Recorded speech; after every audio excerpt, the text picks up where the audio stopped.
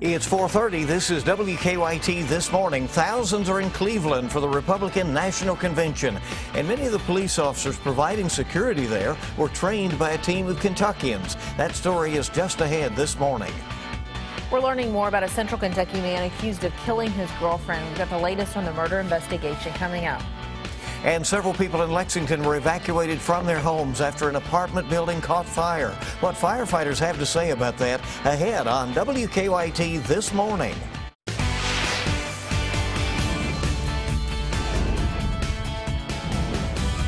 This is WKYT This Morning. Good morning. Welcome in. Good to have you with us on WKYT Tuesday. It's the 19th of July. I'm Bill Bryant. I'm Rebecca Smith. Thanks so much for joining us. Hopefully, some decent weather we're dealing with. A lot warmer this week, though. Yeah, it looks like a hot one for the remainder of the week. Let's check in with meteorologist Micah Harris. Yeah, no steamy conditions will prevail as we slide through the rest of the week. We're talking upper 80s, lower 90s now through your weekend. So just get ready for that heat to really crank up. Defender Radar Network, nothing going on early this morning. And really today is going to be a very quiet day for almost all of us. Only a very small chance of rain. Temperatures there in the upper 60s, lower 70s. And then we get into the afternoon, upper 80s to around 90 degrees with that small rain chance. We'll talk about those rain chances. There's not much to those the next several days. It's about that heat. I'll get into that in just a few minutes. Okay, we'll see you shortly. Thank you.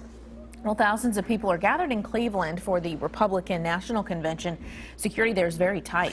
Now, miles of fencing and barricades have been installed around the arena, and many of the police officers providing security there received their training from a Kentucky group. Our Garrett Weimer explains.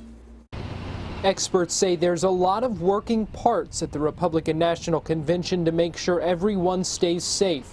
The challenge, getting all those parts working together. An event of this magnitude, they got so many different things to concern themselves with that they'll have to check and say, do we have the resources to deal with this? What if we have a suspicious package? Do we have the personnel to be able to deal with that? Bobby Day is a retired state police lieutenant, now an instructor with the Rural Domestic Preparedness Consortium. It's a program at EKU's Justice and Safety Center, part of the college of the same name there. In the run-up to the convention, he and a colleague went to Ohio to make sure first responders were ready. You have VIPs, you have dignitaries. There's always a concern with terrorism. There's always a concern with protests. Protests are becoming more violent, traffic and transportation. And then there's business as usual. Day says a lot of times first responders for an event like the Republican National Convention have the puzzle pieces. They just need some help putting it all together. There's a lot of different things that could go wrong, a lot of different things that could manifest themselves, and we've got to be prepared for anything that could. We prepare for the worst and train to be the best. Now Day says he'll watch the convention with a different perspective. Garrett Weimer, WKYT. Day says they work with first responders on how best to respond to bad things that may happen and how to prevent them from happening in the first place. The first day of the convention included speeches from well-known Republican politicians and a few celebrities. But the night began with a Kentuckian singing the national anthem.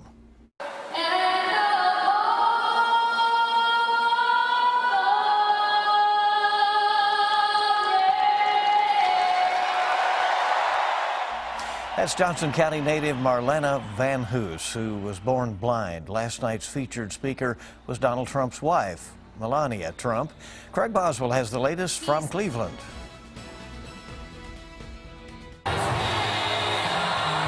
Presumptive nominee Donald Trump made his first appearance at the Republican National Convention to introduce his third wife, Melania. The next First Lady of the United States, my wife. Mrs. Trump used the primetime speaking slot to share a more personal side of the billionaire businessman. He's tough when he has to be, but he's also kind and fair and caring. Trump's family will be featured prominently throughout the week in a concerted effort to soften his image. Monday's theme at the convention was security. One of the featured speakers was Pat Smith, whose son Sean was killed in the Benghazi attacks in 2012. I blame Hillary Clinton. I blame Hillary Clinton personally for the death of my son. That's personally. Roll call vote! Roll call vote! Earlier, there was chaos on the floor. Some delegates tried to force a roll call vote on the convention rules. It was rejected. I feel like the voice of the people was silenced. Tomorrow is the vote to officially make Trump the party's nominee. Craig Boswell, CBS News, Cleveland. And Democratic presidential candidate Hillary Clinton was on the other side of Ohio yesterday. She spoke at the NAACP convention in Cincinnati. Clinton said the U.S. needs a president who will pull the country together, not tear people apart. Donald Trump led the movement to delegitimize our first black president, trumpeting the so-called birther movement. Donald Trump plays coy with white supremacists. Donald Trump turned down an invitation to speak at the NAACP convention, citing scheduling conflicts with the Republican National Convention. The Democratic National Convention is next week in Philadelphia. Investigators released new details about an attack that killed 3 police officers in Baton Rouge, Louisiana. They say former Marine Gavin Long was armed with 2 rifles and a handgun when he shot officers Sunday. They say he killed 3 of them and injured 3 others. 1 is still in critical condition. A SWAT team later killed Long. Investigators say that saved lives. Police say Long intentionally targeted police officers in Baton Rouge. The FBI says investigators are trying to figure out if Long had any associates or support for the attack. We're also learning more about a Central Kentucky man who police say killed his girlfriend over the weekend. Campbellsville police charged 36-year-old Rocky Ashby with murder. They say he shot 35-year-old Tara Simpson Lamer at her home. Campbellsville police say the relationship turned deadly when Ashby learned he had been indicted on assault and burglary charges stemming from 2 incidents at Lamer's home before the shooting. Ashby was also wanted in Scott County for allegedly holding her against her will at one point. I think he showed up after he found out that there actually had been charges filed against him. That's the theory. We think that he was trying to get her to try to get rid of the charges.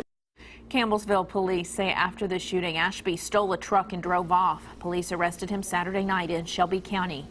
The murder trial for a Lexington man accused of killing his boyfriend continues today. Matthew Donahey's trial began yesterday. Court workers say a jury was selected and opening statements will start as well. Police say that Donahey stabbed Todd Schumacher dozens of times at a home on Lamont Drive last year. Donahey's trial is expected to end by Thursday. New this morning, a large tree fell overnight, damaging a Lexington apartment. Firefighters called out about 11 o'clock to the apartments on Augusta Court near Eastland Parkway. They say the tree fell on utility lines and branches went through the roof of an apartment. Firefighters say no one was injured. The apartment was vacant because of a previous fire. People living in the building's other apartments were allowed to stay in their homes and still have power. Lexington firefighters had to evacuate an apartment building last night after a fire started in one of the units. They say one man was injured in that. The fire started about 9:30 last night along Zandale Drive near Nicholasville Road. Firefighters say a mattress was in the living room of a first-floor apartment and somehow caught fire. The man who lives in the apartment tried to put the fire out by stepping on the mattress, but he wasn't able to do that and left the building. When firefighters arrived, they were able to put the fire out rather quickly. They say the man who had burns on his feet was treated at the scene.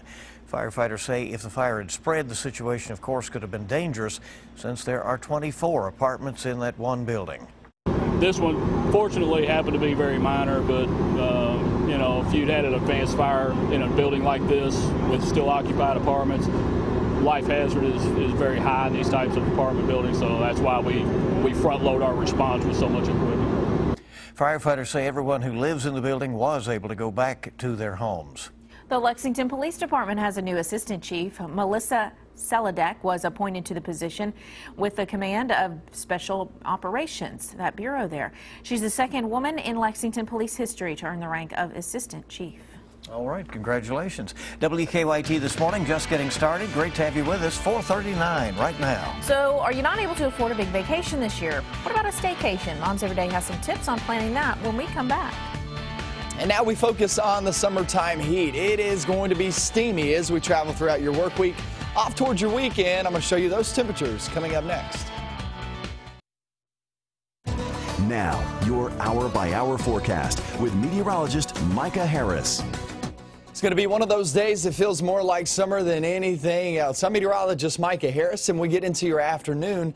Coming from the 70s early this morning, we'll actually finish off in the upper 80s to around 90 degrees later on today. It's a good-looking start, and really it's not extremely humid this morning, so it doesn't feel too bad, but you will feel that humidity all throughout the work week. I promise you that. Defender Radar Network, nothing going on. There's some good news for us. And really, this is going to be the main look most of the day as we travel throughout your day off into the afternoon. In the afternoon, you could have a pop-up shower or thunderstorm, but nothing really to write home about. So we get through your day. It's mainly dry. Can't rule out that small chance of rain toward the afternoon. With temperatures there in the upper 80s to around 90 degrees. I don't see any problems with getting the kids out the door today. Any problems with you heading to work, coming home from work. Just don't see many issues. Off toward the evening, if you're thinking about grilling out, it's not a bad evening to do that. It's actually pretty decent. Headlines, let's talk about them. Steamy air ahead, that is for sure. And it's mainly dry through the work week. Notice I'm not saying fully dry. It's mainly dry, meaning you could have a pop-up shower or thunderstorm each and every day, but nothing like a big system rolling on in. It's nothing like that. So it's actually looking pretty good. Look-wise, feel-wise, not so much. We get in towards your weekend, I would say Friday, Saturday, and Sunday. Not only do you see the heat rise, we'll be there in the low to mid-90s. Not only that, but we're also going to be seeing a few thunderstorms roll across the region and toward those days. Definitely not a washout. Nothing to say, well, I got to cancel my plans. It's nothing like that. But just note that you may have to dodge a passing shower or thunderstorm during that time. So let's talk about your 7-day forecast real quick. Just to sum it up, yeah, you can see bits and pieces of a few rumbles of thunder, 20–30% in the next 3 to 4 days. And then you see that heat cranking up. 91 there on Thursday, 92 on Friday.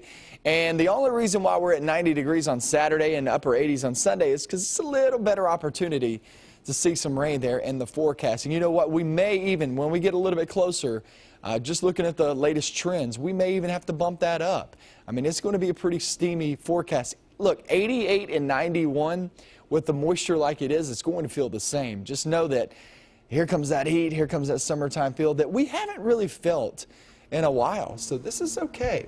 We'll be all right throughout this week. We'll survive. Yeah, that's right. That's right. That's a good way to put it. All right, Micah, thank you very much. 4:45 now. Vacations don't have to be big and expensive to be memorable. Right. Mom's Everyday shows us how to stay close to home while creating an enjoyable vacation for the whole family. I'm Pam Towser, and here's today's Mom's Minute. Staycations are becoming more popular with families, and with good reason. With a little planning, you get all the comforts of home, but all the excitement of a traditional vacation. You'll save money, spend less time traveling, and instead spend more quality time with the family. Whether it's a few days or a few weeks, plan your staycation as you would a traditional vacation. Your city's Visitors Bureau is a great place to start.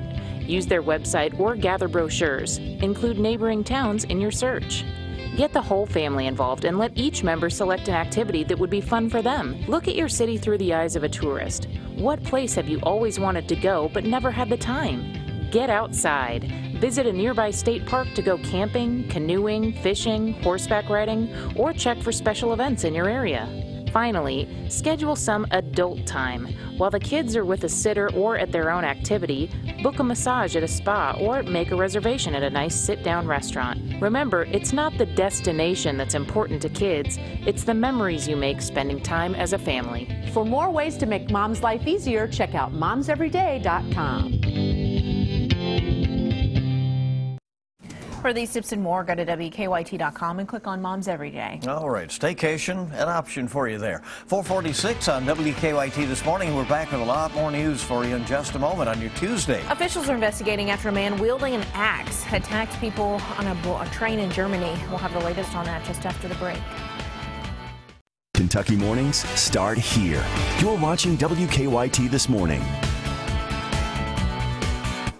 It is good to have you with us. Coming up on 4:50, 10 till 5 on WKYT. Police in Germany say they have killed a man who attacked some people on board a train. Investigators say the man, who was armed with an axe and a knife, injured 4 people on that train. Police say they later shot and killed him as he tried to get away. They say 3 of the victims had serious injuries, while the 4th had minor injuries. Police say they don't know what led up to the attack. The Pulaski County jailer says his deputies need more protection after police officers were murdered in Dallas and in Baton Rouge. The jailer says he fears the uniforms his deputies wear could make them targets while out in the community. He's ordered 12 guns for his deputies to carry when going to and from work. The jail says without weapons, deputies have no way to protect themselves or others if something were to happen.